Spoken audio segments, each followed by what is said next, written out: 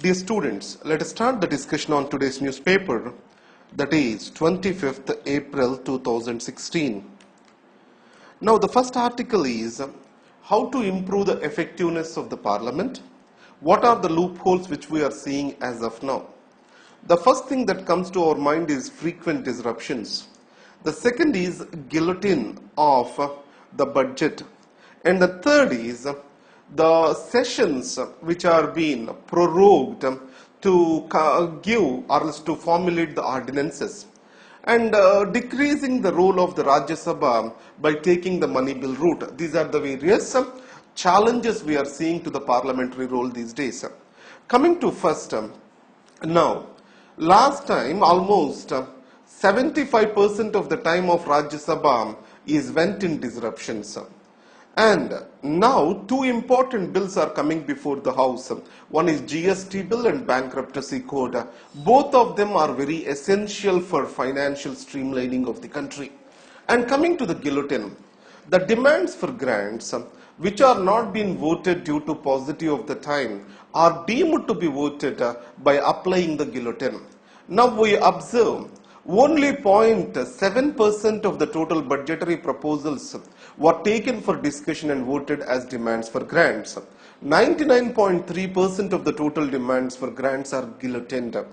And the total time spent on the budget also has drastically decreased. In 1980s, it was around 100 to 120 hours. Now it is reduced to 30 to 40 hours. The most important function of the parliament is to maintain the budgetary control, financial control. So by frequent resorting to the guillotine, automatically this control is coming down. Now money bill, the article 110 defines the money bill and speaker is given the authority in this case. So here the speaker is expected to function in accordance with the provisions of the article 110. In the last finance bill, the RBI Monetary Policy Committee appointment, it was indirectly introduced through the finance bill as a money bill. Along with this, the recent Aadhaar bill is also introduced as a money bill. So it shows the misuse of the money bills for the gains of the government. Now the UPA government has formed new tricks with regard to the prorogue of the sessions of the parliament. Now there is a rule that the no confidence motion can be introduced only once in a particular parliamentary session. So last government what it did is, instead of conducting a new session of the parliament, that is the winter session, it has given a break in the monsoon session and extended the monsoon session. So this is done to avoid the no confidence motion in the right of the Telangana issue. And coming to the present government, it has resorted to the ordinance rule by proroguing the House with regard to the land ordinance, land acquisition ordinance. So, how we can solve this issue? An year-long plan, a clear detailed plan for the conduct of the parliament has to be delineated. So, if this clear plan exists, the deviations can be kept to minimum. Now coming to the social boycott, this article is important in the light of the recent Maharashtra, the Protection of the People from Social Boycott, Prevention, Prohibition and Redressal Act 2016. So according to this act, the social boycott is a punishable offence and it has defined certain acts to be called as a social boycott. Now historically if we observe, in 1949 itself, Bombay Excommunication Act was enacted. So this act was challenged in a court of law. There the conflict was between Article 26 of the Constitution and Article 1715 subclause 2. Article 17 prohibits the untouchability. Article 15 subclause 2, it provides access to the public places. Article 15 subclause 2 also has horizontal applicability. It means it is not only against the state, even it applies against the private individuals. It means that untouchability practiced by the state and private individuals is also prohibited by the Constitution. But however, what has to be a practice of a religion? how to administer the affairs of a religion. It has to be purely the discretion of that religious denomination according to Article 26 of the Constitution. In this case, the Article 26 is upheld and the Bombay Excommunication Act was declared as unconstitutional. Now, if you observe in our day-to-day practice, so most of the cases the boycott is applied to keep away the lower caste from accessing the public places, to segregate them. So in this context, the 17 and 15 subclause 2, if you observe from these circumstances, then this law is the need of the hour. Dr. B.R. Ambedkar also has clearly argued for an anti-social boycott law. But however, this has got realized during the Fadnavis government in Maharashtra. But however, the careful implementation of this law is very much necessary, and clear definition of what constitutes to be the boycott is also necessary. Now further going to this, the social problems cannot be fixed just by the law. What we need is a social consensus too. So social evolution towards equality is much important. In UK, United States, the legal route for anti-discriminatory laws is very strong. The civil rights protection laws are very strong. So we also need to bring in strong protection laws. Their implementation, developing the social consciousness on them, these two also forms very critical for their success. And another dimension is related to Kap Panchayats and gender equality. Now, the social boycott also worst affects the women and men and their choices for marriage. So these Kap Panchayats, which are delivering the alternative justice, also declared as illegal and punishable with these anti-social boycott laws. From this perspective, it is a forward step. Now coming to the Brexit, you know that a poll is going to be held in UK for Britain exiting the European Union or not. So in these circumstances, President Obama has visited Britain and he has appealed to the people that UK has a better value with if it continues in the European Union, and it will maintain its significance in the international relations. Now in this context, what are the advantages that Britain has, disadvantages it has? Now what are the objections with regard to the continuation of Britain and European Union? The first one is the sovereignty can get diluted because Britain has to adjust its domestic laws in accordance with the European Union recommendations. And second is the immigration challenges, the open borders which are promoted. They are going to bring in the immigrants from Syria and other disturbed areas to the Europe and then to the shores of Thames. And the other one is the jobs. So many of the immigrants who are coming from Eastern European countries can take up the social security mechanisms and also the jobs available. So on the other side, continuing in the European Union, it provides the Britain with a greater market access and also retains the centrality of London as the financial hub of the Europe and also increases the influence of the Britain in the international affairs. And on the other hand, with regard to the jobs, many of the immigrants across the world, they brought the fineness to the industry in Britain. So the jobs also have added the tax revenues and also necessary technology and skill for the industry in Britain. So it shall not be seen in a negative perspective. Now coming to the Paris Agreement. So let us understand what is meant by signing and ratification of an international treaty. So whenever an international treaty is agreed, then comes the signing and then ratification. So once a treaty is signed, then it has to be ratified by an authority in that respective country. Who the authority in a country varies from country to country based on the political situations or political methods which are there. Now in India, it is the cabinet which is the political authority that ratifies an international treaty. If you go to United States of America, the Congress, both the houses have to ratify the international treaty.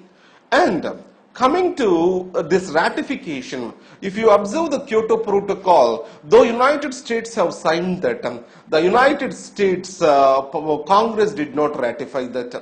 So even if you talk about Iran nuclear deal, the fear is US Congress will ratify it or not. So in the Paris Agreement, which was signed last year, 174 countries have signed the agreement when it was open for the signatures. Along with that, if it has to come into force, at least 55 countries have to ratify that, and 55% of the countries who are part of the global emissions, who are emitting more than 55%, all these countries has to sign that. So it means total emission partners to the worth of 55% plus 55 countries both have to sign for that. Then only it will come into effect. Now, India was always stressing on something called differentiated responsibilities. It means that the polluter shall pay principle.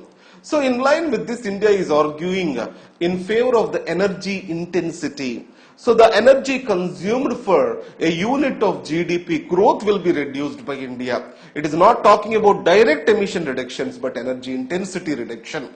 And the second is, it has got a huge targets for the renewable energy. So by 2025, it is going to bring in 100 gigawatt of solar and 60 gigawatt of wind energy.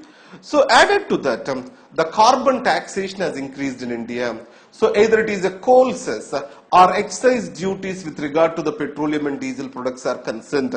And another thing is National Electronic Mobility Mission Plan. It tries to bring in 7 million vehicles onto the road by 2020. So to that extent, it can reduce the carbon emissions. But making the people participants in the reduction of the carbon emissions is very much necessary. For this, the government intervention in recognizing and promoting the rooftop solar panels and integrating that into the meter feeders, providing for the necessary concessions is also very critical over here. Now, the National Corridor Body Plan. Now, let's understand the constitutional status. All the industries, other than mentioned in the union list, they come into the state list. It means any new industry has to come, it has automatically falls into the state list as per the Schedule 7 of the Constitution. So now, Government of India in 2014-15 budget has said it is contemplating a national industrial corridor agency or authority. It has to give quick permissions and to decrease the necessary bureaucracy bottlenecks for industrialization. But however, government dropped from that idea. So now what the government thought about is to take a constitutional route to include industrial corridors in the union list. So by taking the reserved subject as an option, it wants to bring in the industrial corridors under the union list. But with the state opposition, it has dropped the idea. Delhi-Mumbai Industrial Corridor Coordination Authority is been appointed as a coordinating agency for the industrial corridors as of now. Coming to the judiciary, the major problem is the pending cases. If you see this article, the number of judges are increasing in the Supreme Court. Initially, there were 9 judges and 8 judges in 1915. The total number of cases are 100. Though even today 31 judges are there, the number of pending cases increased to more than 81,000. That shows the dismal status. So in this context, what the Mr. Thakur has argued, the Chief Justice of India argued is appointment of the judges. The executive taking a quick space or quick decisions with regard to High Court and Supreme Court judicial appointments that will provide for the necessary boost towards improving the justice delivery. Now coming to Obama's visit to Germany. So Obama is meeting the Angela Merkel, the German Chancellor, on the last leg of his presidency. Here the two issues are discussed. One is the transatlantic trade and investment partnership, and the second is related to the Syrian war. Obama was never interested in bringing the ground forces to the Syria. He said that the Syrian war can only be won through the pressure from the regional players, that is Russia and Iran. And coming to the TTIP, the Europe has its own objections. America not relaxing its rules will not take forward the TTIP. In this context, America, with regard to its public tenders, it is not opening them for international competition, which is a major objection for the European Union. Coming to Indian Express newspaper, the big thirst, it is about water scarcity in Maharashtra. Recently, Nitin Gadkari, he made a statement, the Maharashtra government is not allocating the necessary finances to face the water scarcity to develop the irrigation potential in comparison to Telangana. But what is the real problem in Maharashtra is this. The irrigation potential which has to be created, it was at a huge cost in Maharashtra. Almost 1,10,000 crores were allocated over last decade for the irrigation, but the 20 lakh rupees is spent for a hectare for creation of irrigation, bringing them under irrigation. If you see the neighboring state Gujarat, Madhya Pradesh spent around 4 lakhs per hectare, Gujarat spent around 2 lakh rupees per hectare. So the irrigation potential so created is very expensive. Probably there might be huge leakages in the creation of the irrigation potential in Maharashtra. And the second is irrigation potential created and utilized. If we observe, the Maharashtra, the Gujarat and Madhya Pradesh, I have focused on reducing this gap, but Maharashtra did not. So in this context, the major focus of the Maharashtra shall be on reducing the irrigation gap. The next is end use. In Gujarat, the major end use of the irrigation created is for cotton crop, which is a less water consuming crop. But in Maharashtra, the politically dominant sugar cooperative societies, so they have converted the entire irrigation potential to their benefit. Though it constitutes the 4% of total crop sown, but 100% of the irrigation is there for the sugarcane crop. And 1,000 liters are consumed to produce a kg of sugar. So in this context, the flood irrigation which is used need to be replaced by the drip irrigation in Maharashtra. These will reduce the water woes. Added to that, the irrigation or water user charges, bringing in water user charges. And the second thing is removing the free electricity will also change the situation and avoid the excessive exploitation of the groundwater by the farmers. Now China is welcome, India is not. It is related to the Nepal situation. In the Nepal, the situation is like this, where India is more seen as an outsider now and as an intruder into its internal affairs, and China is more welcomed. So especially the blockade which has been created artificially has soared the relationships between India and Nepal to the next level. Now coming to the call it as PM's rule. So it is related to the Article 356. According to this, though it is the President's rule, President is imposing that on the recommendation of the Council of Ministers. Though President feels it is not necessary, the Constitution compels him to sign that particular imposition of Article 356. The former President, Dr. APJ Abdul Kalam, has faced an embarrassment when Supreme Court striked off the imposition of the President rule in Bihar. So in this context, the imposition of the President rule shall be more renamed as a Prime Minister's rule in the state, so that the President can escape from this unnecessary blame. So, and next is coming to the Kashmir lessons. The Handwara violence recently shows the growing mistrust between the Indian state establishment and the Kashmiris. It is majorly due to the human rights violations, excessive and intrusive presence of the army in the civilian localities in the Kashmir. So India has to realize this situation and it shall not raise the religious sentiments etc. in the Kashmir and has to keep the condition under control. Now coming to Paris climate, already I dealt with this. There is a difference between signing and ratification of a treaty. So that will come, any treaty will come into effect only it is ratified by certain percentage of the people. Now let's revise the notes again. So Brexit. So the positives are the more number of the financial capital, London will retain its status, the larger market access. Negatives are the jobs will be lost, immigration will become open, and added to that Britain will lose its significance. Environmental issues. So India has a huge promise made at the Paris conference. So as the Paris agreement is getting signed, India has to gear up to the new challenges. Now coming to the keeping it parliamentary, the major challenges to the parliamentary functioning are disruptions, misusing the money bill route, and added to that conduct of the sessions to the advantage of the ruling regime, and lack of proper space for the opposition in discussions. So these need to be rectified through a proper calendar.